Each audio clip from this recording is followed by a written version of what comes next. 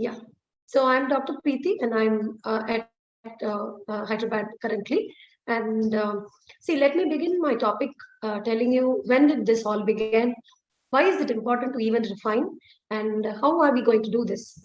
So Ridley, in his 1952 paper itself, which is around 70 years back, he has described the new technique of intraocular lens implantation, and he has documented outcomes after cataract surgery with IOL implantation. And we have come a very far way from that time onwards. And so in today's scenario, how can we define biometry? So I would like to define biometry now as a process of measuring all the biological measurable entities of the eye and incorporating the values of which we can determine the intraocular lens power to be implanted to attain the target postoperative refraction. So we started with measuring the corneal power and the axial length, but now we can measure the anticatometry, the total catometry, the central corneal thickness, the antechamber depth, the lens thickness, the white to white, and the axial length. So inaccuracies in either of these measurements will lead to unprecedented and unpredicted postoperative error. But which contributes the most, we all should know. In the study in 1994, it was told that 54% of the error were attributed to axial length errors. And in 2018, it has changed a bit. And studies have said that prediction of postoperative AC depth is the #1 source of error for postoperative refraction prediction. So we should also know what is a prediction error. The biometric prediction error is actually defined as the difference between intended refraction determined from preoperative biometric data and the spherical equivalent of the postoperative subjective refraction. So to say in a line, the prediction is equal to actual outcome minus predicted target. So why are we talking about prediction errors? Because these are taken as index to measure the performance of each calculation method for determining IOL power to be implanted. So, and what is a zero prediction error? Suppose our biometry and IOL prediction were perfect, then the prediction error for every eye would be zero. And the mean error and the absolute error for all patients having cataract surgery would also be zero. We are not yet there. So in the recent study, it was estimated that the lowest mean absolute error, which is achievable with the current method, is between 0.36 and 0.4. So why are we talking about zero error in a presbyopic IOL? That is because what we are aiming is for a glass-free vision. So we need to have it on the dot to have this. So we need to predict hemetropia, and post-operatively, the refractive residue should also be as predicted. So that is what is zero prediction error. So I would like to take it through as man, machine, and methods for the refining of biometry. So the machine technology, refractive cataract surgery under codes is actually began with the advent of optical biometer. So, and the better technology has led on to measuring better measurements, and we need to refine it more, and so it becomes a vicious circle. The optical, as per the NIC guideline, we need to have the optical biometry as the gold standard to measure the axial length. So these are all the various machines which are available in the recent era. The IOL Master 500 with its various upgradation, the Lenstar 900, the IOL Master 700 or swept source OCT methods, and other few swept source OCT methods which give us the most precise measurements. And the man behind the machine is very important as well. So they have to be taught what has to be measured. So they have to be taught that minimum 5 readings have to be taken and look at the precision where it is being focused. And they also have to look at the waveforms or the signal noise ratio. Any signal noise ratio which is more than 2 is good, and which is less than 1.6 is not usable. And there's also another tip wherein you can use a glass in patients with extreme myopia or hypermetropia for a better fixation. And currently, we also have the composite graphs which give us the traffic light signal. If there is a green light which is coming above the SNR ratio, it means we are good to go. And this is a measurement by swept source OCT, wherein we can even see if it is passing through the fovea.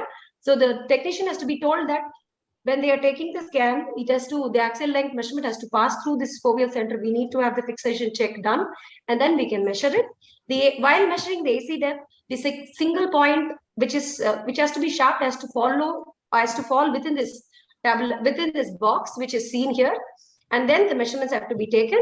And then we all know now that we are measuring various things, and all these can be measured with the latest optical biometry. So as I said before, there are around 7 parameters which can actually be measured. And the Lenstar scores a little over the other IL Master 500 because it can measure few readings more than the IL Master as well. So though we say about the IL Master, a very good immersion is as good as the IL Master in average and normal cases. So the technician should also know where he can refine while doing the immersion scans as well. As we know, because 1 millimeter of variation can give us around 2 diopters of difference, is absolutely unacceptable with respect to presbyopia correcting IOLs. The position of the probe has to be perfect. It has to be exactly as shown in this picture to avoid improper light deflections. And the technician has to be properly trained to look at the spike amplitudes and the spike characters in each of the scan which they measure. Missing any of this could lead to trouble. So what are the validation guidelines? If the axial length measurement is less than 21 or more than 26, you need to repeat. Difference greater than 0.3 millimeters, the SNR ratio and the waveform is bad, then we need to repeat. Axial length corresponds poorly to clinical data, then there is a need to repeat. And greater than or equal to 1 diopter between the two eyes, and the difficulty in measurement is there, definitely we need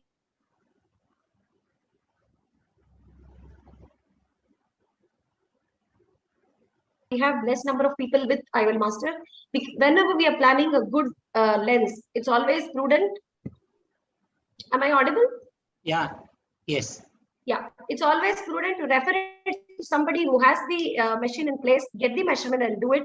Though if your percentage of premium intraocular lenses are less, this has to be a habit so that it is important. And those who have the machine have to calibrate the machine. And one more tip is you can patch each eye for a better fixation and always scan both eyes, even if it is a pseudophakic eye.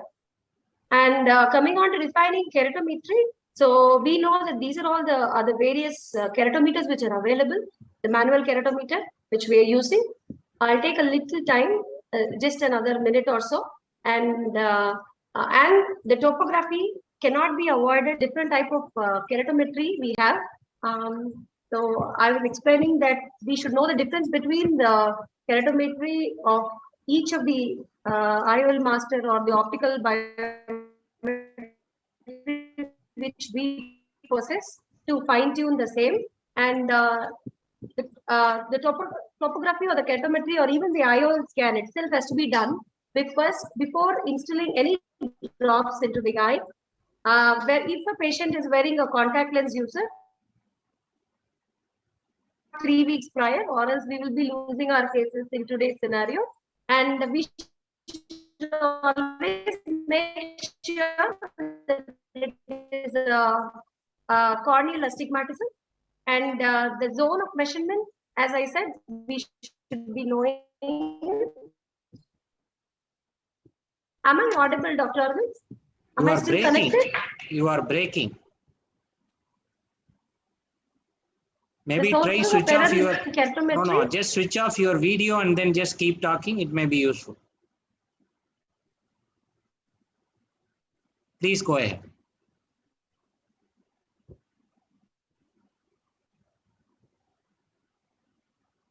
Share your screen.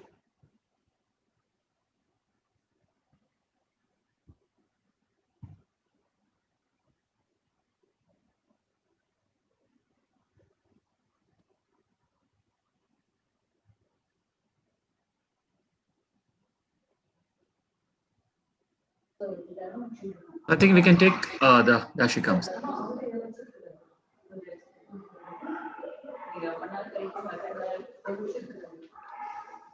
How many more minutes do we have left, Aravind?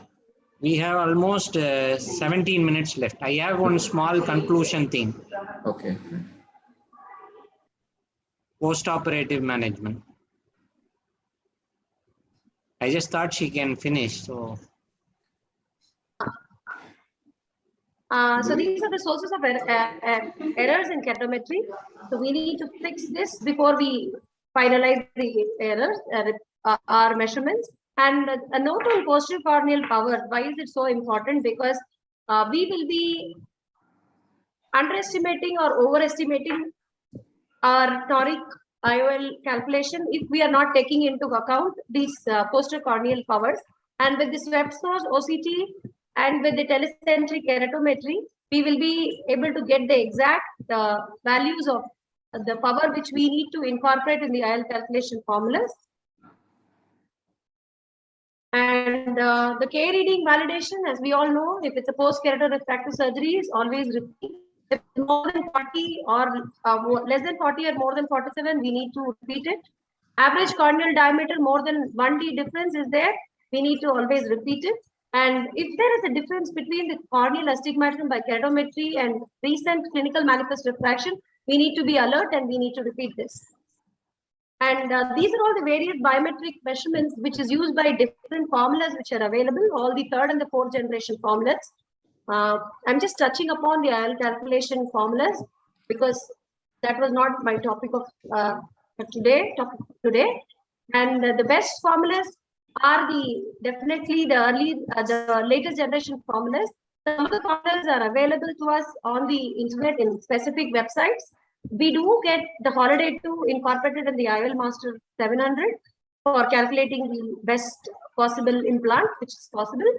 And the most accurate prediction of post-operative refraction can be achieved with Barrett's formula. And the percentage of eyes predicted within plus or minus 0.5D was in Kane's formula was around 72%, and that is supposed to be one of the best now. And it gives us the lowest mean absolute error for short, medium, and long axial groups, and for each IL type which is assessed. Validation, again, we should know when we should repeat. And more than that, nowadays we have to talk about optimization of our own result. Any surgeon has to understand how to optimize his or her own result to put up the right constant in place. And Dr. Haigis has taken the optimization from 300 and odd surgeons, from which he has resigned his formula as well. And that Haigis 2 formula gives us a very good result, including in patients who have undergone refractive surgery. And as I said, the zero prediction error also depends upon pre-op assessment, as well as it depends upon the biometry, intra-op and post-op. Dr. Arunmarivarman sir told us about the ocular surface management, and we should know whether we are dealing with any inappropriate case as well. So, and we should identify the appropriate refractive target and aim for it.